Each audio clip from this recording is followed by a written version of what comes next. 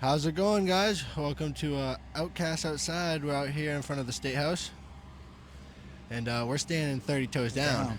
On the LD1847. We're against that shit. No metric here in the state.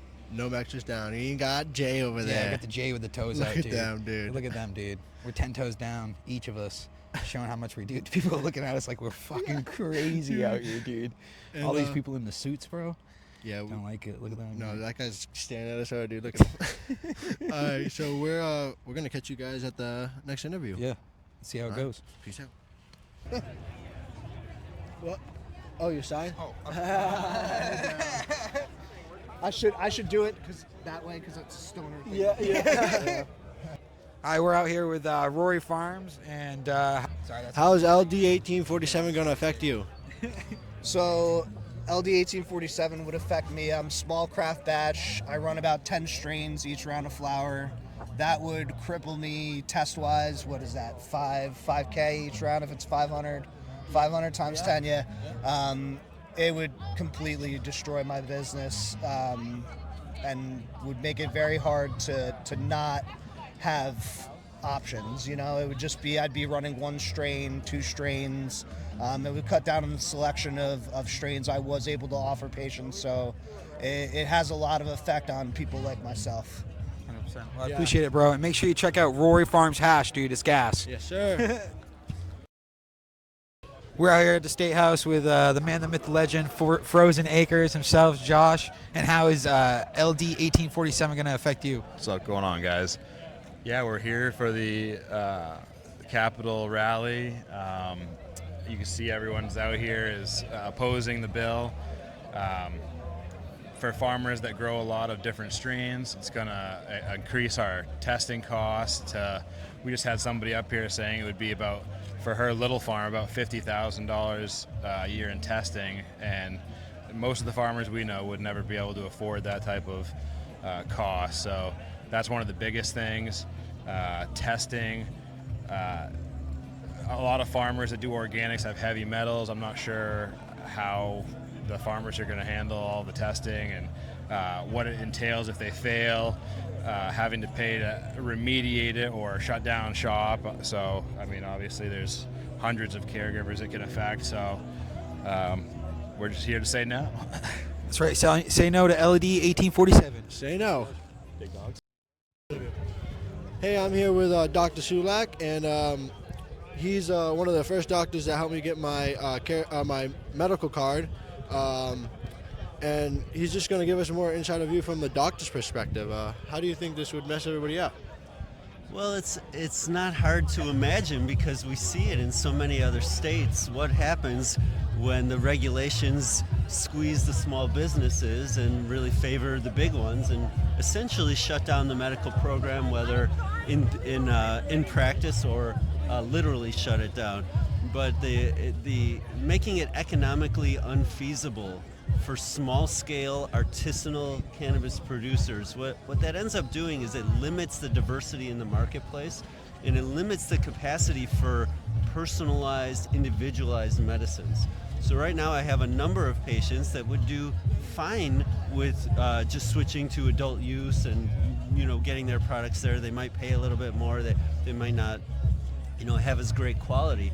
But I have many patients that would literally lose access to the medications that are keeping them alive or keeping their symptoms at bay, improving their quality of life, because they need either special formulations or very high doses or very small doses or very precise doses, or it's very certain specific strains or combinations of unheated acidic cannabinoids. Like there's all this, there's so much to this plant. It's not just one medicine.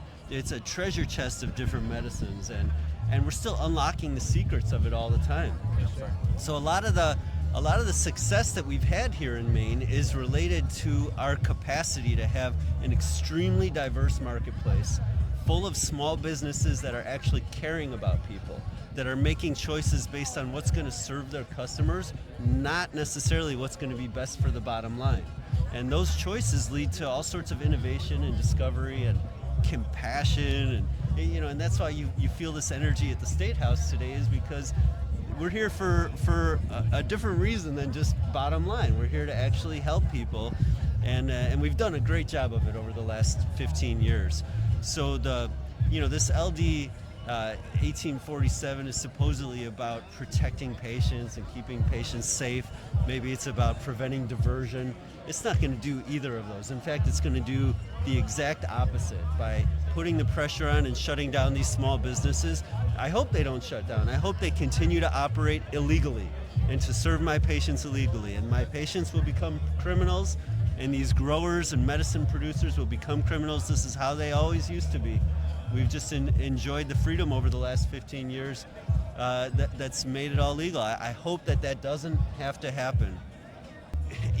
Mandatory testing, besides being expensive, it's not likely to be accurate. I know from the inside of the testing industry, there are so many problems with it. So certain patients are going to require very specific dosages and a very clear freedom from contamination.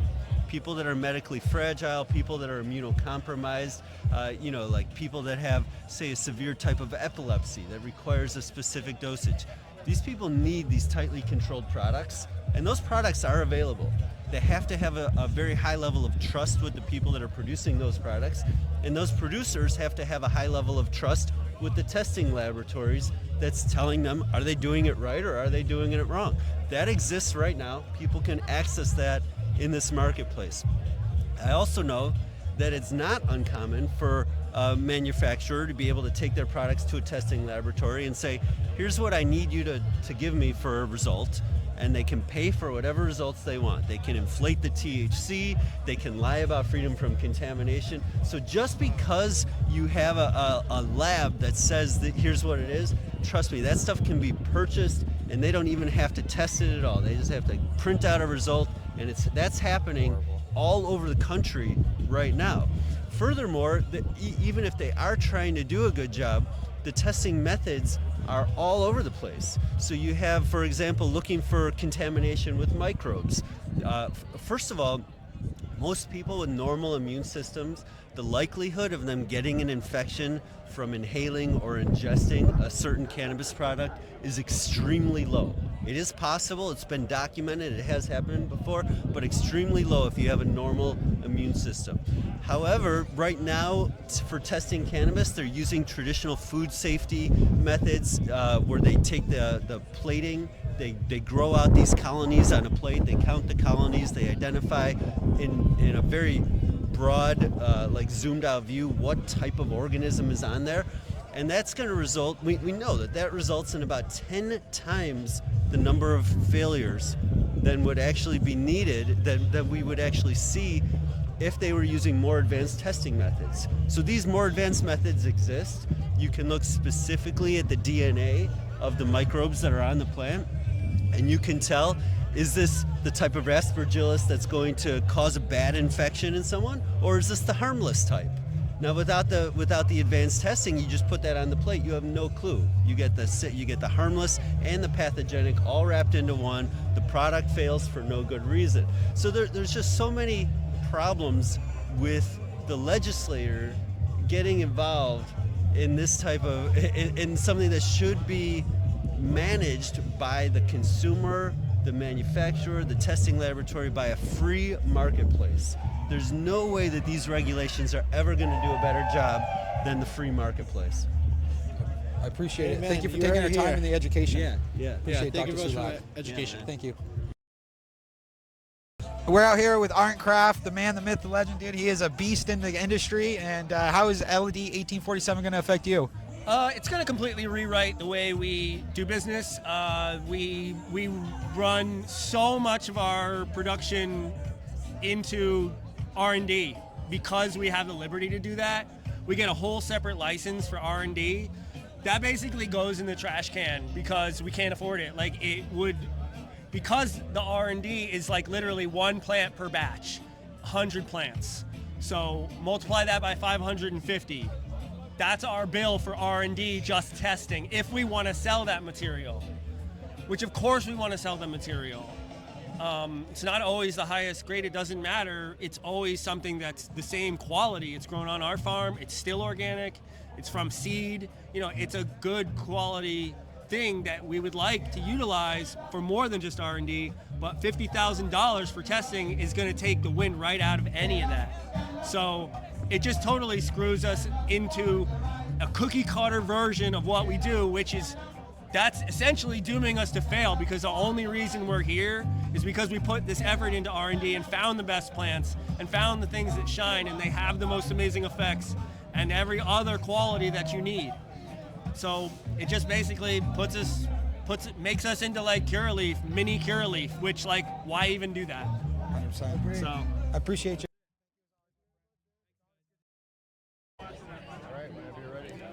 Hey, we're standing here with Jordan from Royal Rivers, and he's going to give us a more inside view on how LD1847 is going to affect people. So basically, we've had a really great med program that's been flexible enough to allow caregivers to provide really great service to patients.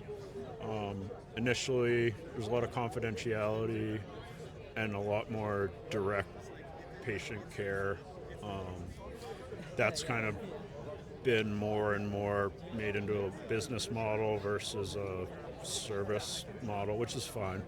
But obviously, like the more money that's involved, the more bigger interests get involved, and they don't want to see us as small caregivers survive. So, you know, in short, this bill it's well-intentioned, I think, but I don't think that the sponsors and some of the proponents actually understand what they're doing and what the effects of this will be. I do think that there are people pulling strings who know exactly what this will do. So, you know, basically it's going to put adult use regulations into medical. It's going to limit patient access.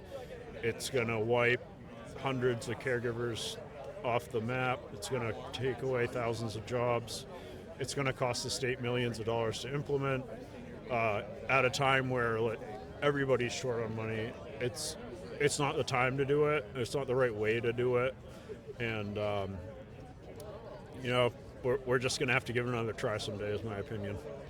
Well, you heard it here. Thank you very much, Jordan. Thank you for your time, sir.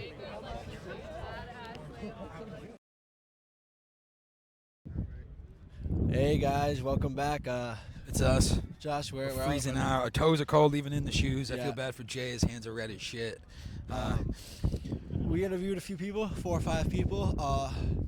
We can't get inside. Well, we can go inside, but we're gonna have to like note You it. know what we got on us. Yeah. You know what the We podcast got is blunts. about. We got everything on us, so we can't go inside. And if we do, because I didn't contact our state representative, we'd have to hand a note to the clerk and hope that they would come out and talk to us. So we're going to call it a wrap. Yeah. It's about 20 degrees. Chris's nipples are hard. Dude, the top of his head is ice Fucking cold. ice cold, dude. I could spin on top of it if I wanted to.